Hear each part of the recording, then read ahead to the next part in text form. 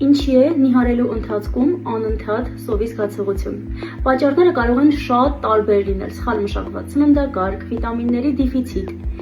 բայց առաջնահերթ փորձեք սննդակարգում ներառել սպիտակուցը։ Դա ամենակարևորն է։ Ափսեի մեջ միշտ ունեցեք սպիտակուց, ներքևում կարող եք կարդալ, ես կգրեմ սպիտակուցի տարբերակներ, որ ձեզ հեշտ լինի։ Անպայման սննդակարգը բալանսավորեք։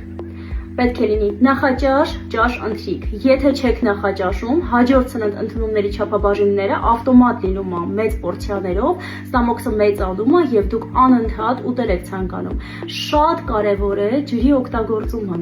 Խմեք բավարար քանակությամբ ջուր, սննդ ընդունումից 30-ից 40 րոպե առաջ խմեք 1 բաժակ, թողնասի 10-15 րոպե եւս 1 բաժակ, որից 30-ից 40 րոպե հետո արդեն արեք սննդ ընդունումը։ Շատ կարևոր է սննդ ընդունումը սկսել հենց բանջարեղենային աղցանից ու կանաչիներով հարուստ։ Այդպես դուք կուտեք ավելի քիչ, ավելի արագ կկշտանաք եւ օրգանիզմը շատ ավելի արագ կմաքրվի եւ նիհարեցման ընթացքը շատ ավելի էֆեկտիվ կլինի։